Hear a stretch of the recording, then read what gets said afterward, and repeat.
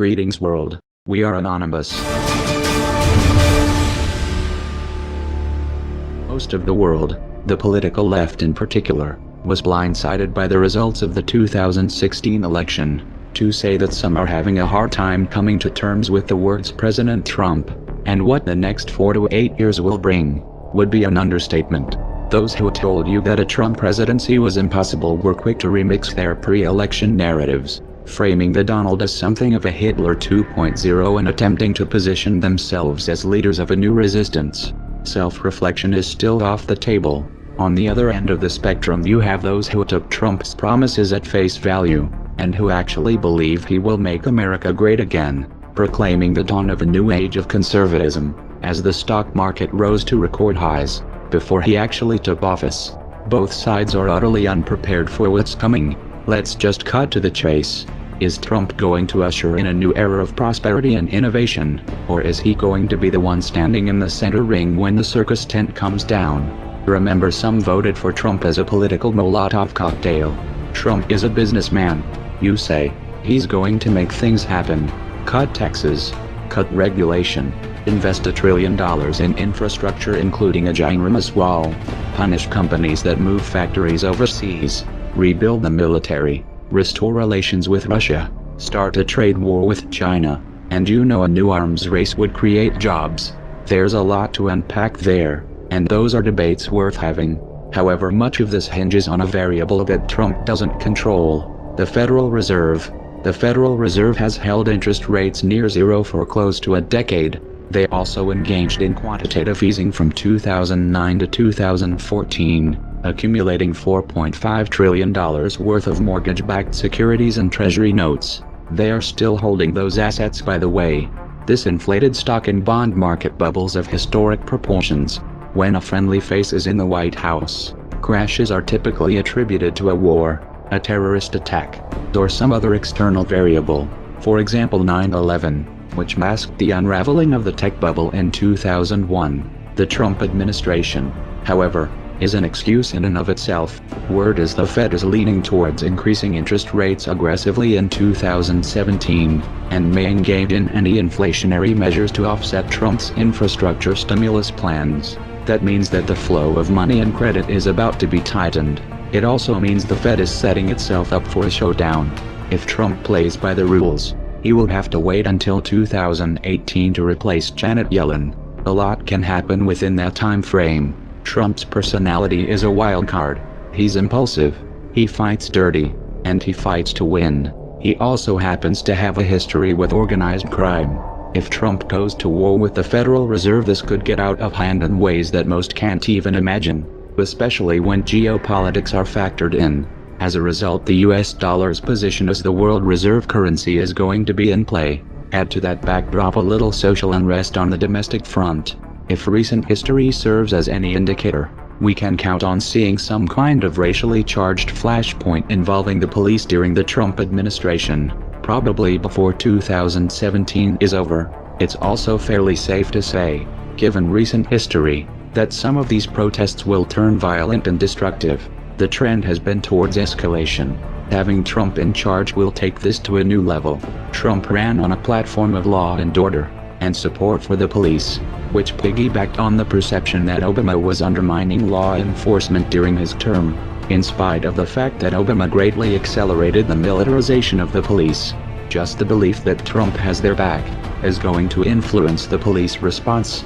They're going to be more confident, more aggressive, and if Trump offers even so much as a word of encouragement, they will go into full crackdown mode, which would of course throw gasoline on a fire. These tensions have the potential of spinning out of control, especially in the context of an economic downturn.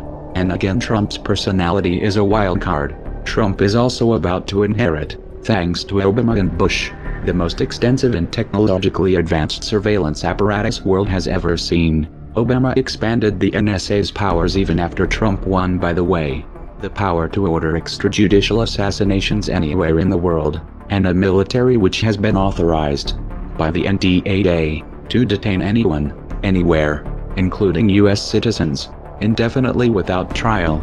To top it off, Trump is filling his administration with former generals, some with combat and counterinsurgency experience. He has everything he needs to implement a full-fledged military dictatorship, and the left has no one to blame but themselves. Trump did not, however, start off on a good foot with the alphabet soup agencies. He has an enemy contingent in the deep state which wants to take him down, and has the means to do that. Replacing upper management won't be enough to neutralize this threat. These agencies have black budgets, and off-the-books programs that defy accountability, and lots of experience toppling upstart regimes. Failure to rein them in could be fatal. The most important trap, however, will be on the geopolitical front. Years of backing Sunni jihadists in Syria failed to unseat Assad, and Trump has vowed to reverse U.S. policy. Israel was openly supporting the Sunni axis. They wanted a full frontal regime change in both Syria and Iran for many years, but the Obama administration tied their hands. Then Russia stepped in, tipped the balance, and the Shiite crescent not only survived, but grew stronger. Israeli/Sunni axis needs another path to war, so they're changing tack.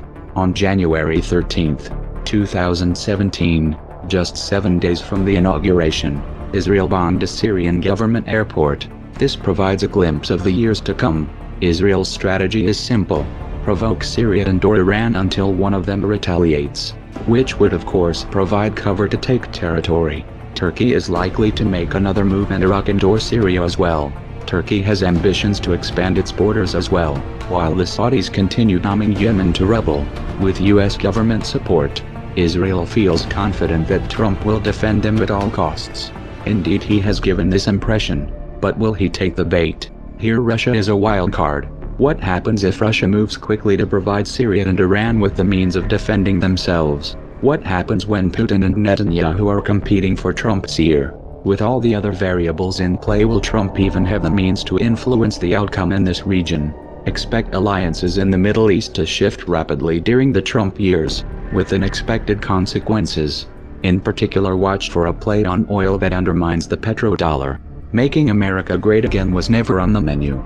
Trump wasn't supposed to win. He was supposed to be the decoy. This was reality television does politics. Literally. The Democrats thought he was so bad that he would take attention off of Hillary's baggage. So the Clinton campaign pulled strings with their friends in the media to help him in the primaries. We know this thanks to the John Podesta email leaks. We need to be elevating the Pied Piper candidates Trump, Cruz, Carson, so that they are leaders of the pack and tell the press to take them seriously. The DNC, and their corporate media lackeys, then worked to marginalize the Bernie Sanders campaign, and used a secret agreement backed by leverage to prevent him from attacking Clinton. This was confirmed by the DNC email leaks. Oops. You can't unthrow a Molotov cocktail. So get your popcorn, and buckle up. The show is about to begin. I will build the wall, and Mexico is going to pay for it, and they'll be happy to pay for it. I want to build a safe zone someplace in Syria. We have to get the Gulf states. They have nothing but money. We got to get them to fund it. We got to get them to put up the money. I will take care of women. I promise I will never be in a bicycle race. If I'm president, you're going to see Merry Christmas in department stores, believe me. I would knock the hell out of the oil areas. Would I approve waterboarding? You bet your ass I would.